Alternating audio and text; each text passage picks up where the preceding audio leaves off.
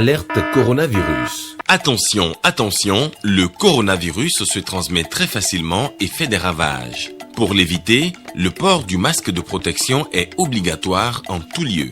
Dans l'administration publique ou privée, dans les réunions, les rencontres, dans les marchés, les magasins, les boutiques et lors des déplacements, le port du masque est obligatoire.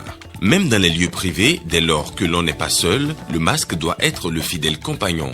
Mais attention, le port de masque de protection ne dispense nullement d'appliquer les autres mesures de prévention, notamment le lavage des mains à l'eau et au savon et l'observance de la distance de sécurité sanitaire d'au moins 1 mètre entre personnes. Enfin, s'abstenir de porter des gants en vue du lavage régulier des mains à l'eau et au savon ou de l'application de gel hydroalcoolique. Pour tout savoir sur l'épidémie du coronavirus au Bénin, rendez-vous sur le site web www.gouv.bj/coronavirus. Ceci est un message du gouvernement de la République du Bénin. Bonsoir mesdames et messieurs et bienvenue aux 20h. On démarre ce journal par ce communiqué du gouvernement. Le réaménagement des horaires de travail dans l'administration publique envisagé par le gouvernement et en discussion avec les partenaires sociaux n'a encore fait l'objet d'aucune prescription. Par conséquent, les horaires actuellement en cours restent en vigueur dans tous les secteurs. En tout état de cause, le réaménagement envisagé ne concerne ni le secteur privé ni les établissements d'enseignement qui restent libres d'organiser leurs horaires de travail, mais en veillant au respect de la durée légale de travail. Edouard Ouenhouro, le secrétaire général du gouvernement, a signé ce communiqué. Des responsables et militants du parti Union progressiste étaient réunis à Tori-Bocito. Il a été question d'évaluer les performances du parti aux dernières élections communales et municipales. Les résultats issus de l'évaluation sont plutôt satisfaisants, même si des défis restent à relever. Les détails de Blaise Adampo et de Louis Koudouba. Aux dernières élections municipales et communales, l'Union progressiste a ravi la vedette à ses concurrents à Tori-Bocito. Nous avons 12 conseillers sur 15. Cette performance aurait pu être meilleure si le parti avait réussi à mieux s'enraciner dans tous les villages et quartiers de ville.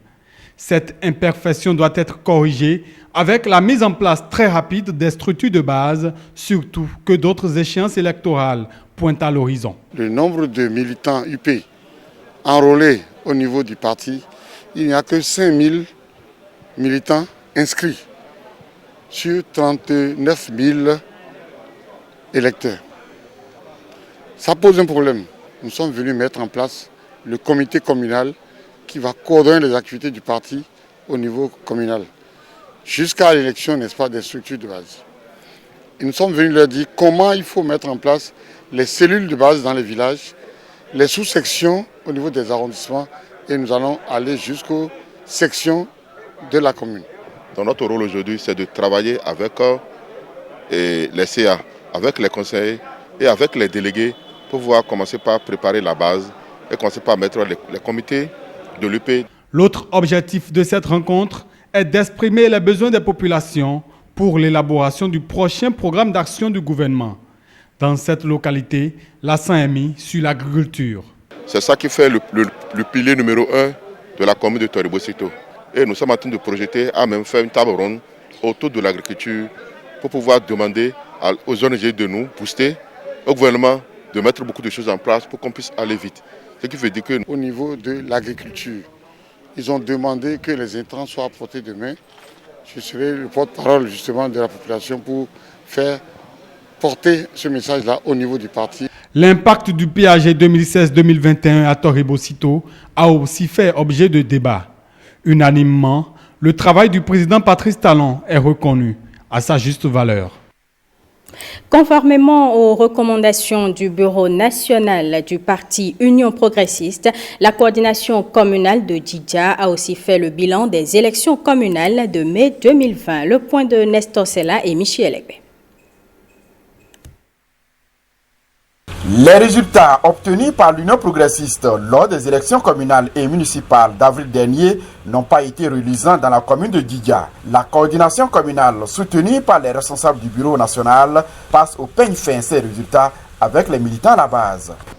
On remarque donc que l'UP a perdu dans la commune de Djidja, mais n'a pas perdu donc dans son fief traditionnel qu'est la 23e circonscription électorale.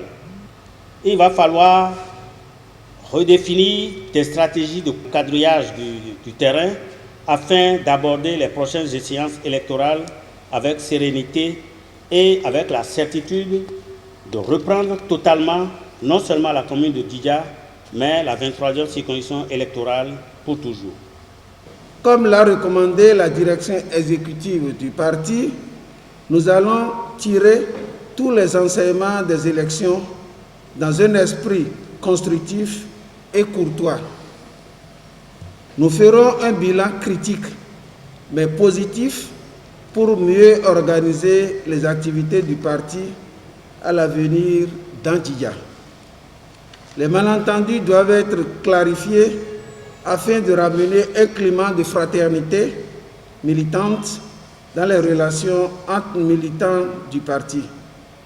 C'est le lieu de remercier notre vaillante population pour sa participation massive et son soutien à notre parti. Au-delà de cette reconnaissance aux militants à la base, il faut redéfinir les nouvelles stratégies de lutte.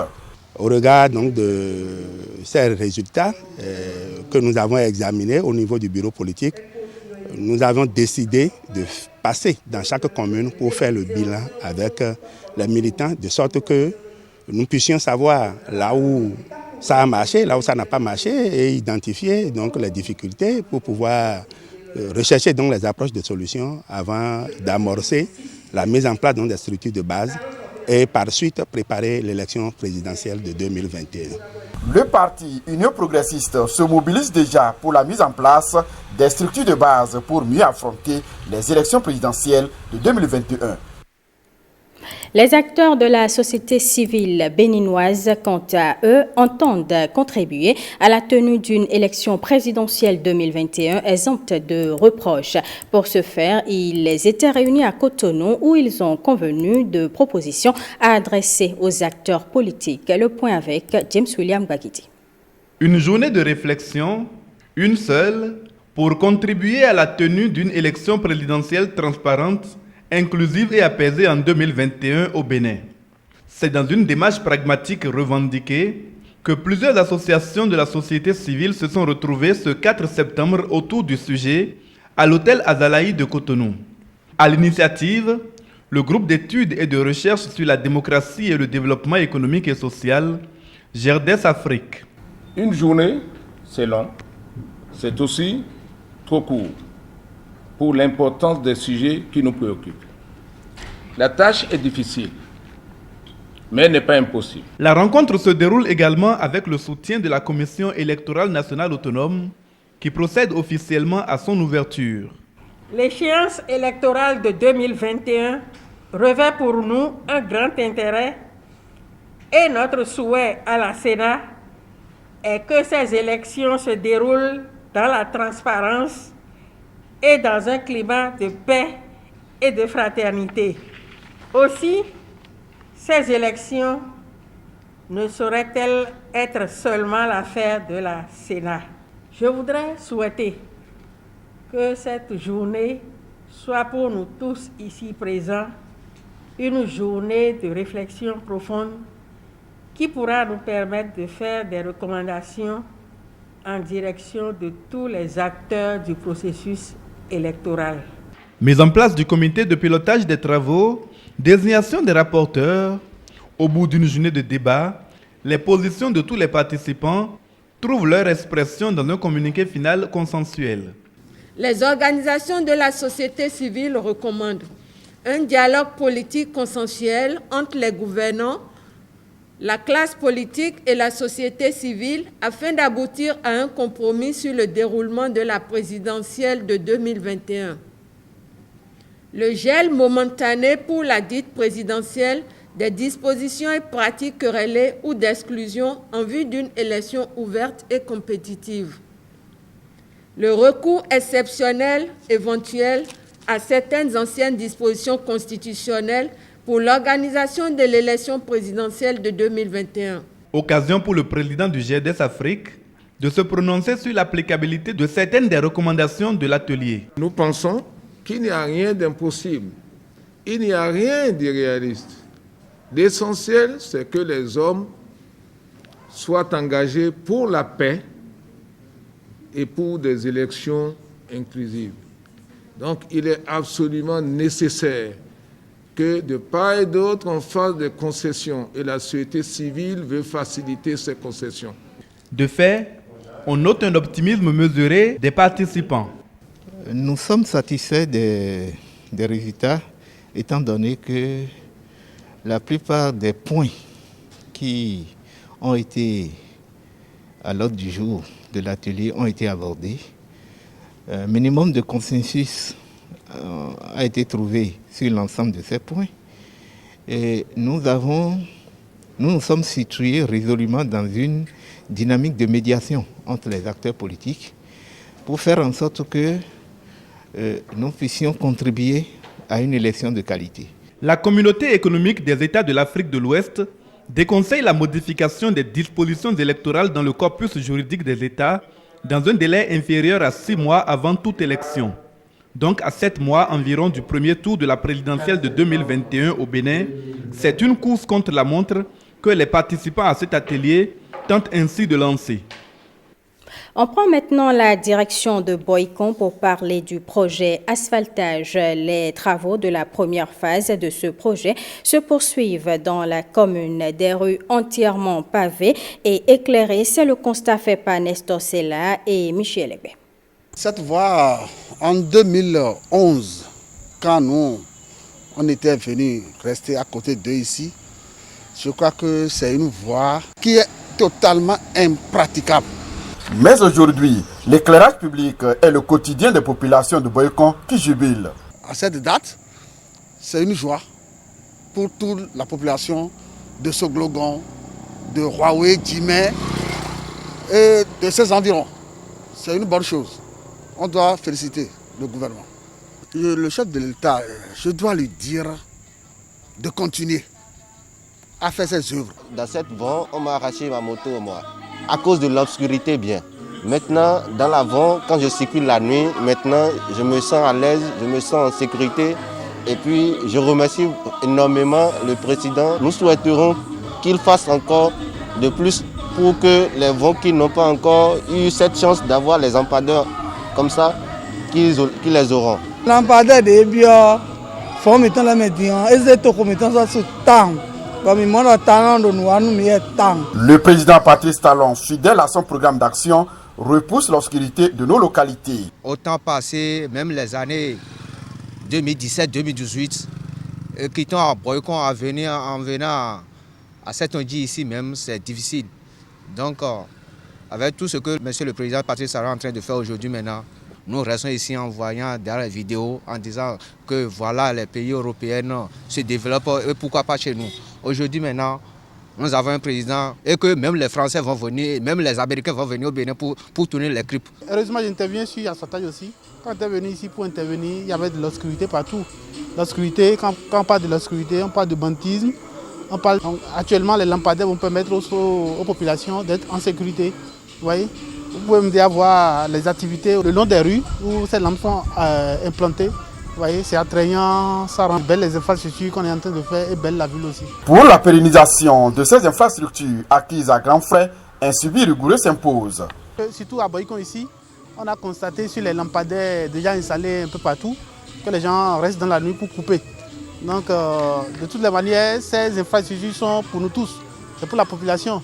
Donc, moi, je nous exhorte nous-mêmes à veiller sur la sécurisation de ces infrastructures pour le bien-être de nous tous. C'est nous tous qui allons en bénéficier. Le projet asphaltage en phase terminale fait déjà des heureux dans la ville de Boycon.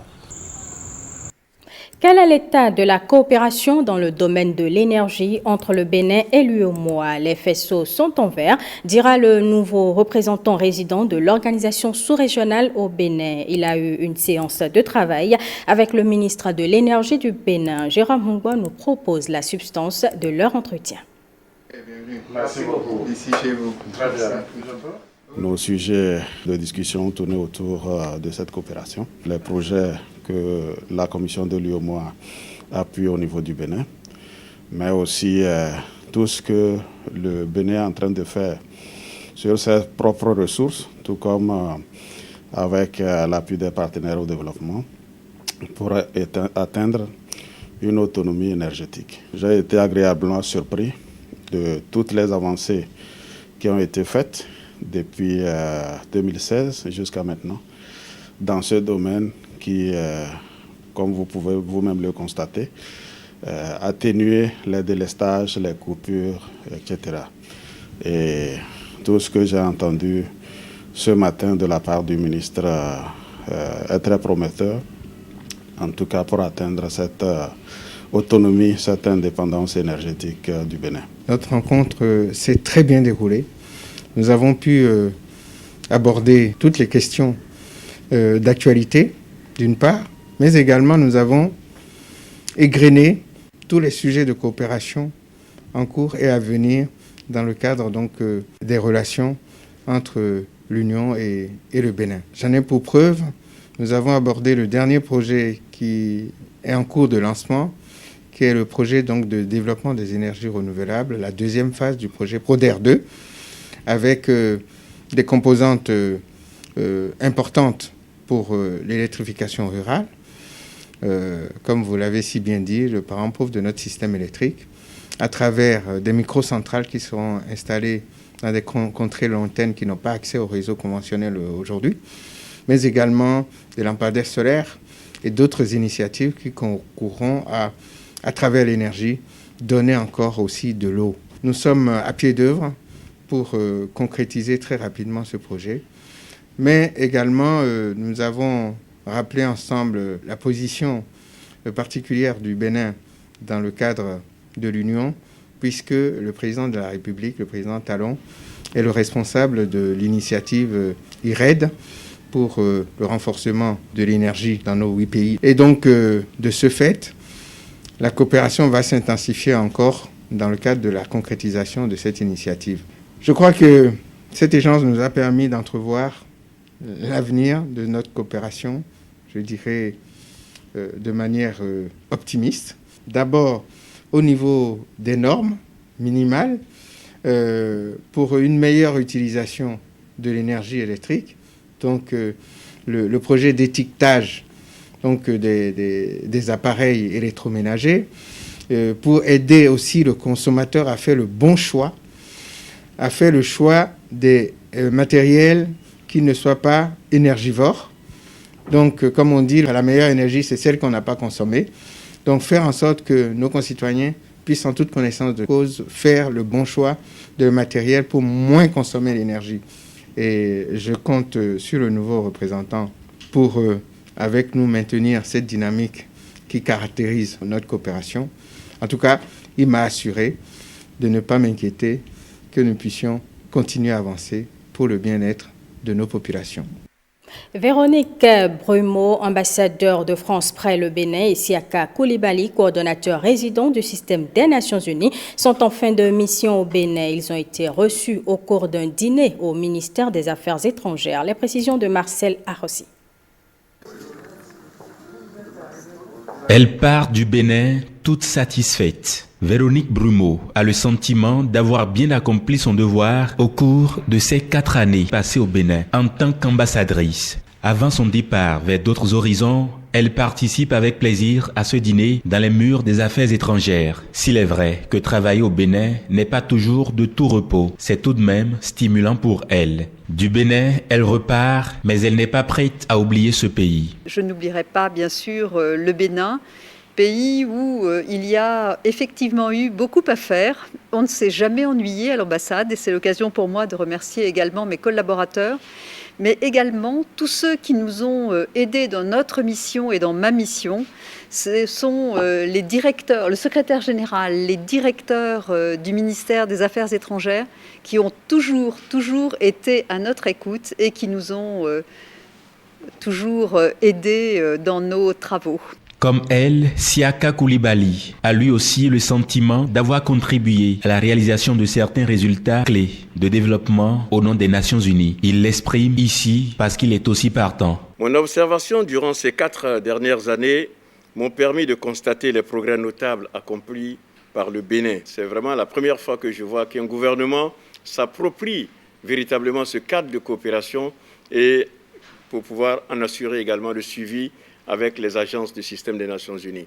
Et cela est une bonne pratique que nous essayons donc que nous avons relevé et essayons donc de le positionner au niveau d'autres pays.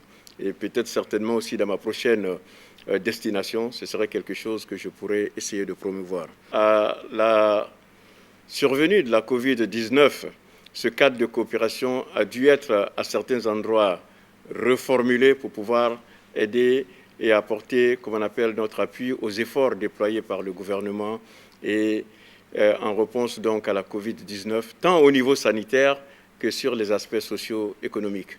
Et il faut relever que le leadership dont a fait preuve ce gouvernement n'est plus à démontrer quant à la réponse qui a été donc apportée à la Covid-19 ici au Bénin, à comparaison de ce que nous avons vu dans la sous-région, surtout sur la base d'un certain nombre d'approches innovatrices que vous avez pu mettre en place ici en tant que gouvernement.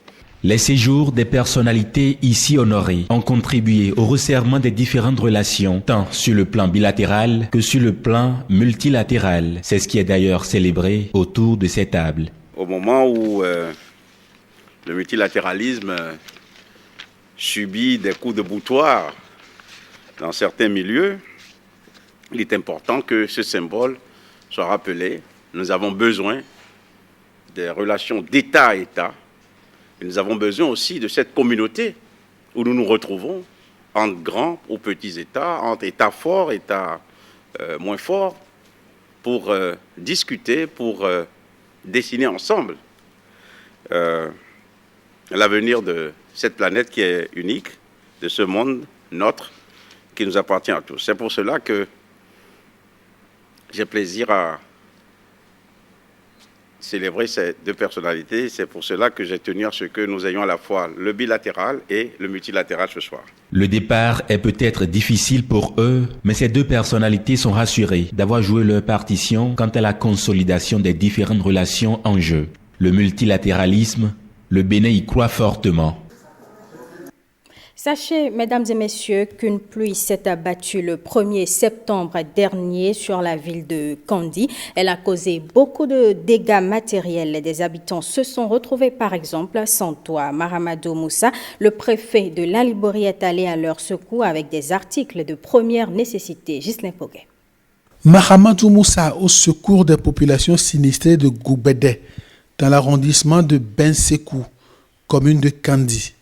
Population de Goubédé, je voudrais une fois encore vous dire la compassion du gouvernement à travers ma modeste personne relativement à la situation que vous êtes en train de traverser depuis le 1er septembre dernier. Ce qui est arrivé à Goubédé le 1er septembre, c'est une trentaine de cases écroulées, des bêtes et des cultures emportées. C'est une grosse pluie qui s'est ajoutée à l'inondation de la zone pour provoquer le sinistre. Pour éviter aux sinistrés le sommeil à la belle étoile, le ventre creux, le préfet de l'Alibori est revenu à Goubédé.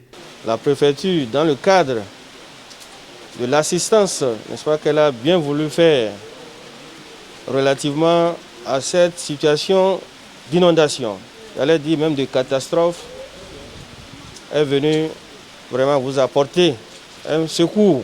Des sacs de maïs, de riz, des feuilles de tôle, des nattes, du savon, de l'huile, des moustiquaires, du gel hydroalcoolique, des couvertures.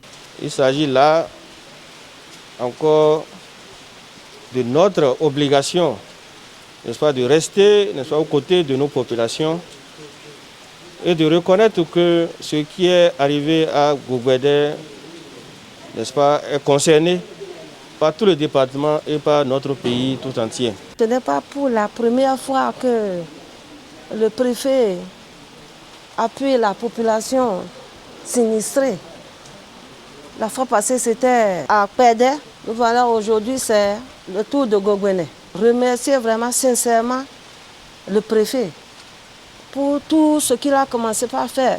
Ce qui nous est arrivé avec la pluie de cette année, depuis qu'on a installé le village, on n'a pas vu cette eau-là.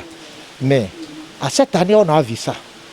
Mais grâce à Dieu, la loi est venue et on n'a pas de décès. Mais les cases et les moutons, les cabris sont partis. Ce qu'on va porter et manger, tout est parti. Mais on n'a pas de décès. On a remercié beaucoup le Dieu. On a remercié les autorités de Kandi. Le préfet, on l'a remercié parce que le préfet nous a accueillis. Comment l'on peut faire tout, le préfet a le fait. La maire de Kandi, dans cette situation de sinistre que vit sa commune en cette saison des pluies, compte sur une tutelle prompte et rapide. Le préfet, à chaque fois que je l'appelle, il est au secours et il répond. Elle voudrait continuer à le faire. Le ministre Salimane Karimo souhaite la fin de la polémique autour de la note circulaire concernant les instructions relatives à l'évaluation des apprentissages scolaires. Il a animé un point de presse à Porto Novo pour éclairer l'opinion sur les raisons qui expliquent cette note circulaire. Brice Rongbo, Guillaume Avienne. La presse invitée au ministère des Enseignements maternels et primaires.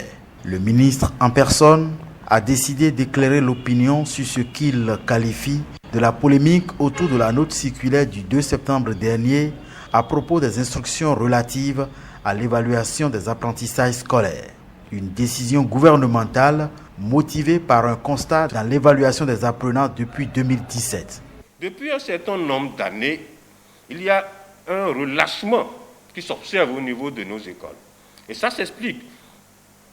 Ça s'explique parce que depuis 2016 que le régime de la rupture s'est mis au travail et a pris comme option, n'est-ce pas, l'amélioration de la qualité de l'éducation, et le gouvernement, l'État béninois y met tous les moyens.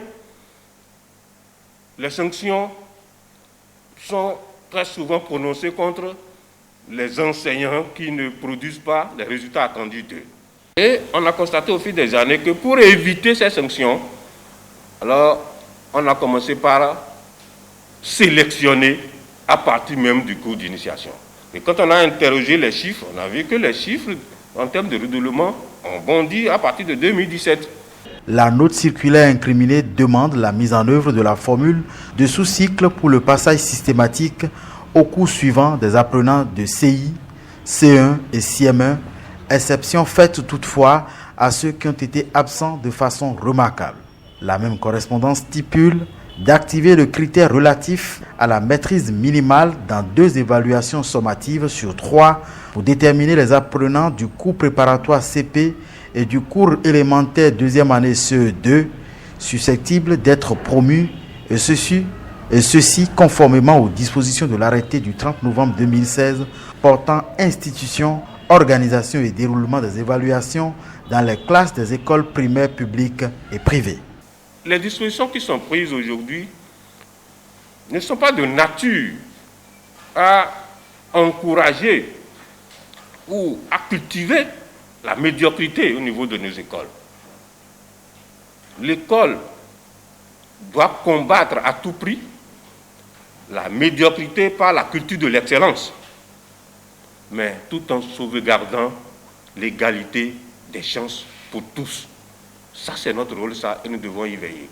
Pour les autorités, l'école doit être à la portée de tous, fidèle aux engagements pris par les partis au Fora sur l'éducation de 1990 de Jomtien en Thaïlande et de 2000 à Dakar au Sénégal. Depuis ce dimanche après-midi séjourne au Bénin l'artiste congolais Bouro Mpela. Celui que Koffi Olomide appelle le créateur du Ndombolo est venu travailler sur son nouvel album, mais aussi pour un brassage avec les musiciens béninois. Nikano Kovi et Rodrigue Blondoumé ont assisté à sa descente à l'aéroport international Bernardin Conti de Cotonou. Il est peut-être au Ndombolo ce qu'est Zizou pour le foot. L'élégance et la grâce dans un corps de musicien. Et quand il débarque à Cotonou, les fans du prince du Ndombolo savent donner de la voix.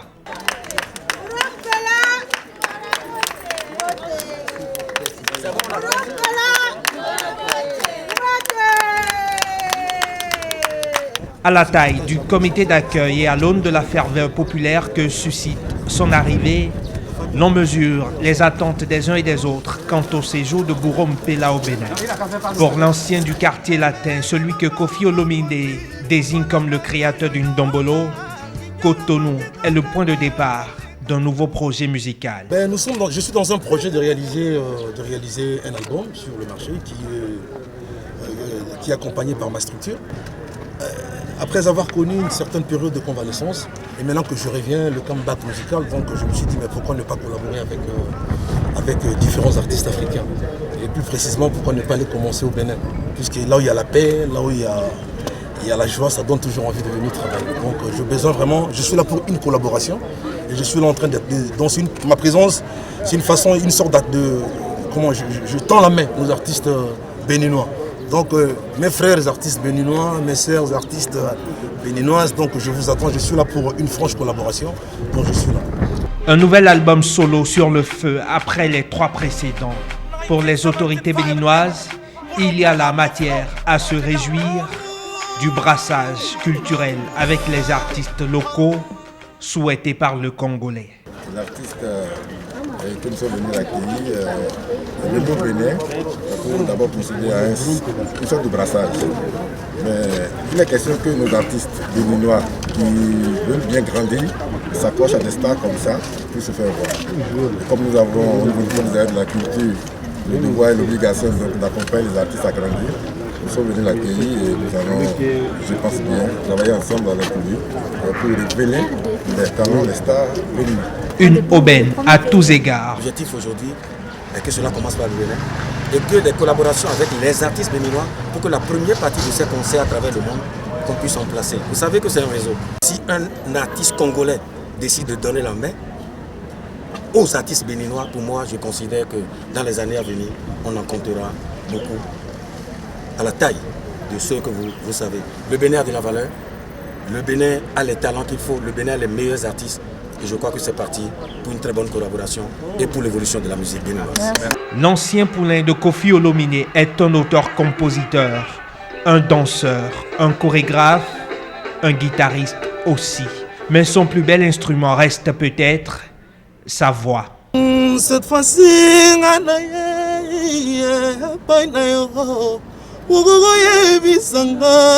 soki vraiment na motema na yo lingakanga osakanga ta kokosa ke yo lingakanga 7 ans dans le coma, mais plus de 1600 titres composés. Bourom Pela est un survivant et il a le rythme dans la peau. Ses pas de danse, une piqûre de rappel au public béninois, une promesse d'un show Djekoyo Kampela au sommet de son art.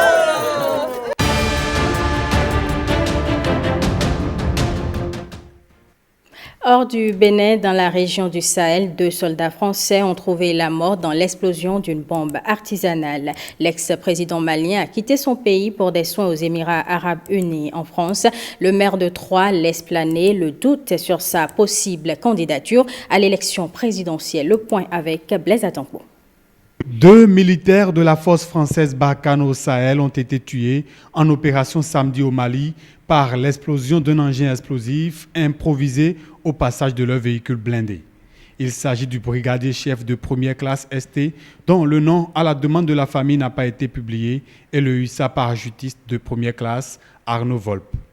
Né le 23 juillet 1996 à Versailles, Arnaud Volpe, âgé de 24 ans, célibataire et sans enfant, s'est engagé le 2 mai 2018 au 1er régiment de chasseurs parachutistes de Pamiers, en Ariège, précise le ministère des Armées. Mort pour la France dans l'accomplissement de sa mission, il est décoré à la médaille Outre-mer avec Agraf Sahel.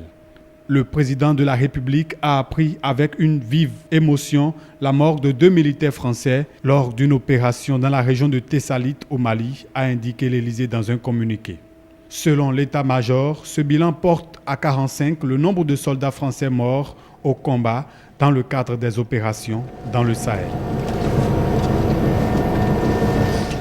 L'ancien président malien Ibrahim Boubacar Keïta a quitté Bamako en direction des Émirats arabes unis, selon des sources aéroportuaires. Depuis quelques jours, la communauté économique des États de l'Afrique de l'Ouest, CEDEAO, et la junte étaient en négociation pour le départ d'Ibeka. La mission de l'ONU au Mali a également appuyé ces démarches. Au départ, selon un accord entre la junte et la CEDEAO, l'ancien chef de l'État renversé devait passer un mois à Bamako avant de songer à se rendre à l'étranger pour des soins. Mais entre-temps, l'ex-président a été admis à la clinique Pasteur de la capitale. L'avion a décollé vers 20h30 et Ibeka sera admis dans un hôpital qu'il connaît bien à Abu Dhabi, puisqu'en juin dernier, il avait déjà séjourné dans cet hôpital où il avait subi une intervention chirurgicale.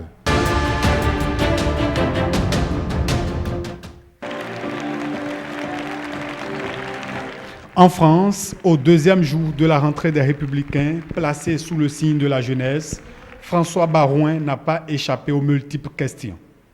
Après 30 minutes d'échange avec les plus de 1000 militants, l'un d'entre eux tente de faire tomber les masques et demande au maire de Troyes s'il sera candidat à l'élection présidentielle de 2022. Je ne vais pas vous répondre parce que si nous sommes entre nous, dans cette salle, à partager nos valeurs, on ne fait pas abstraction de ce qui se passe dans le pays. Et que je n'ai pas croisé une personne à Troyes ou ailleurs, en dehors de ma famille qui pose la question un peu comme vous, matin, midi et soir, mais qui parle de la présidentielle. On parle de la peur, on parle de l'organisation, on parle de la rentrée scolaire, on parle des entreprises, on parle du plan de relance, et ce sera efficace, pas efficace. On parle de l'avenir à 3 mois, on parle de l'avenir à 6 mois, on parle de l'avenir à 1 an, on ne parle pas encore de la présidentielle. Maintenant que le moment venu, celui que j'ai fixé, et je n'en bougerai pas, qui sera l'automne, m'amène à avoir ce devoir vis-à-vis de ma famille politique d'apporter une réponse, puisque cette question que vous posez, d'autres se la posent, je le ferai en temps et en heure, en responsabilité, avec la passion du pays, avec la passion de ma famille et avec la volonté de tout faire pour être un facteur d'union et pas de division. Dans une vidéo tournée depuis son lit d'hôpital, Jacob Black confie avoir mal 24 heures sur 24, même pour respirer. Le jeune homme noir, père de famille de 29 ans, a été grièvement blessé par un policier blanc il y a 2 semaines à Kenosha, aux États-Unis. Vêtu d'une blouse d'hôpital, Jacob Black décrit sa condition physique, affirmant qu'il avait des agrafes au dos et à l'estomac. J'ai mal quand je respire, j'ai mal quand je dors, j'ai mal quand je bouge d'un côté et de l'autre, j'ai mal quand je mange, ajoute-t-il dans cette vidéo. S'il vous plaît, je vous le dis, il faut changer vos vies. Nous pouvons être solidaires, rassembler un peu d'argent, rendre les choses plus faciles pour nos gens, car beaucoup de temps a été perdu, a-t-il encore dit. S'il a affirmé à ses soutiens qu'il entend encore beaucoup de la vie, il avertit aussi que chacun peut voir sa vie basculer en un instant. Votre vie, et pas seulement votre vie, vos jambes dont vous avez besoin pour bouger et aller de l'avant dans la vie, tout peut être pris comme ça, a-t-il lancé en claquant des doigts.